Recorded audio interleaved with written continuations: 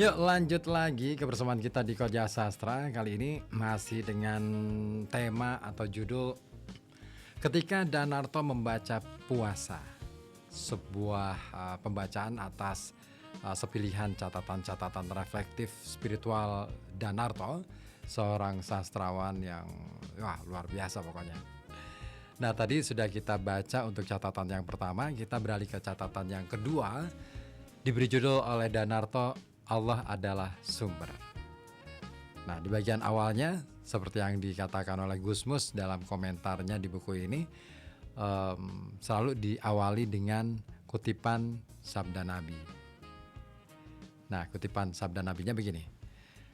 Barang siapa memberi karena Allah, menolak karena Allah, mencintai karena Allah, membenci karena Allah, dan menikahi karena Allah, maka sempurnalah imannya. Juga langkah kita, makan, minum, dan bernapas kita karena Allah semata.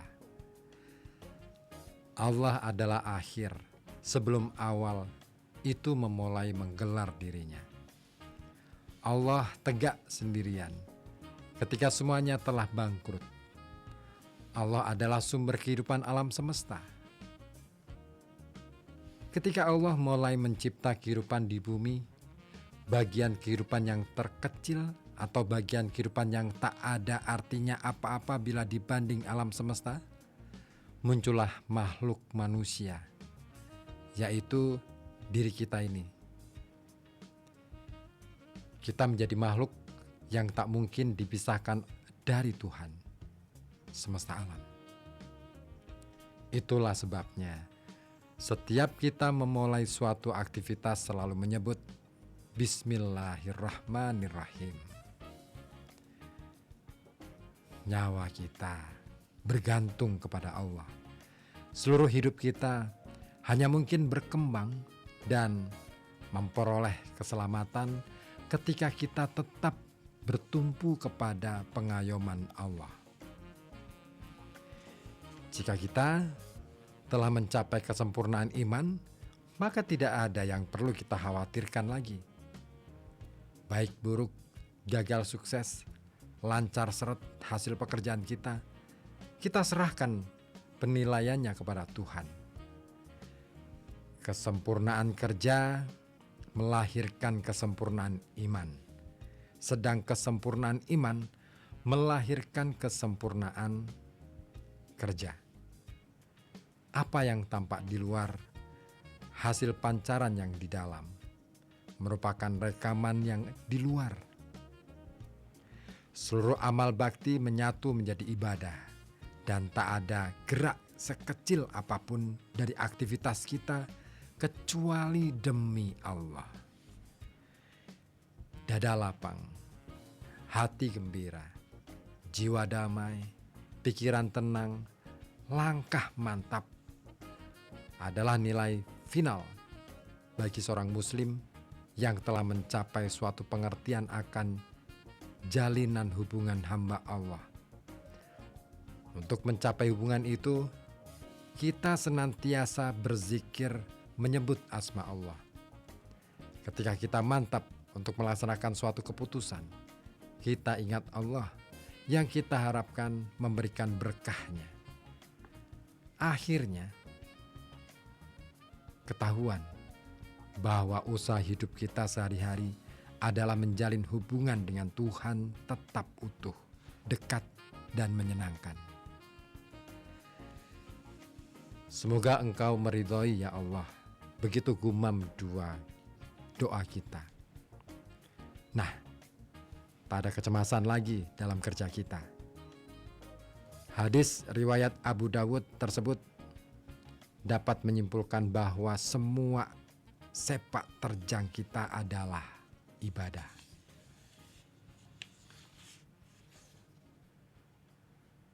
Dan kita masuk ke catatan berikutnya. Doa. Apa kira-kira bayangan yang ada di dalam pikiran Danarto tentang doa?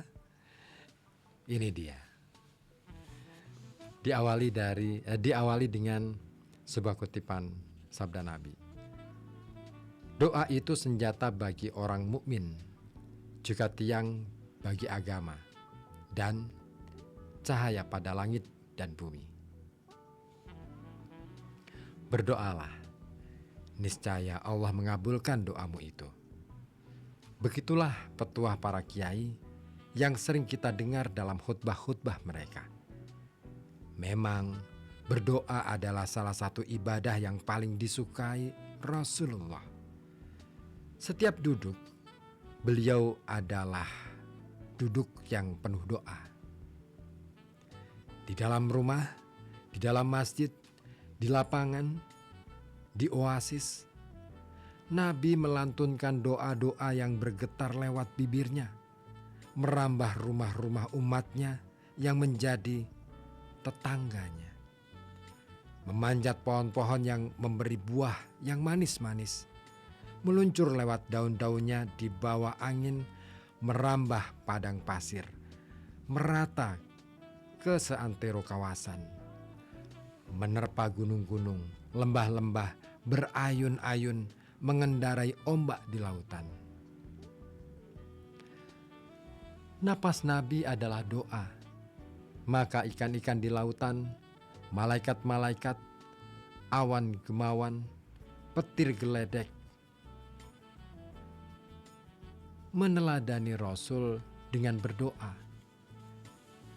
Sehingga seluruh alam terdengar gegap gempita oleh doa yang menderu-deru tak putus-putusnya. Doa menjadi penerang alam semesta yang memberi kedamaian kepada penghuninya. Terasa doa menjadi tiang agama ketika disadari bahwa kedamaian yang melingkupi kita ini terwujud dikabulkan Allah berkat doa kita. Ada rasa tentram dan damai bersama agama kita. Dari keadaan inilah kita lalu mampu berdiri penuh kekuatan. Kita menjadi teguh karena doa yang dengan rajinnya kita lantunkan di antara mondar-mandirnya kita.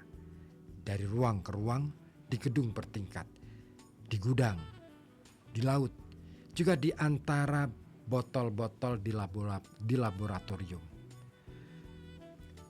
Pernah Nabi berdoa, maka muncullah di hadapan beliau malaikat Jibril. Betapa kekuatan doa telah menghadirkan sosok dalam sekejap, padahal jarak yang harus ditempuh ratusan ribu kilometer jauhnya. Doa juga telah mengantarkan kekayaan untuk kita, padahal kita sesungguhnya tak memadai benar dengan apa yang kita panjatkan itu. Sering kita merasa dimanjakan Allah yang mengaruniai kita segala kemudahan yang terasa fantastis. Nabi menjadi identik dengan doa. Karena Nabi telah diselamatkan oleh doa. Itulah sebabnya kita membutuhkan sepucuk senjata. Kiai kita memberikan senjata itu dengan hikmat doa. Ketika kita memasuki kamar mandi, ketika kita makan, ketika kita menandatangani kontrak, ketika kita mulai mengisi kios, ketika kita memasuki ruang kantor, ketika kita berangkat tidur, seluruh kegiatan itu kita iringi dengan doa, sehingga semua karunia yang baik-baik menimbuni kita. Subhanallah, Allahu Akbar. Lalu kegiatan pun melingkar di antara tubuh kita. Kita bisa hidup dalam keadaan seperti sekarang ini berkat topangan semua pihak dengan sebaik-baiknya. Dan itulah doa. Kita mendoakan orang tua kita, saudara-saudara kita, tetangga kita, sahabat-sahabat kita, juga orang-orang yang tidak menyukai kita, sehingga semua hal bisa berakhir dengan baik, mendapatkan kebahagiaan di dunia, di alam kubur, dan di di alam akhirat. Wah, betapa dahsyat kekuatan doa. Sudahkah Anda atau selalukah Anda berdoa dalam setiap kegiatan? Mari kita membaca lagi diri kita dari catatan reflektif spiritual sang penyair, sang sastrawan Danarto. Koja Sastra akan kembali. Jangan kemana-mana, tetap di sini di FM 91,2 Radio Kota Batik, News Interaktif Solutif.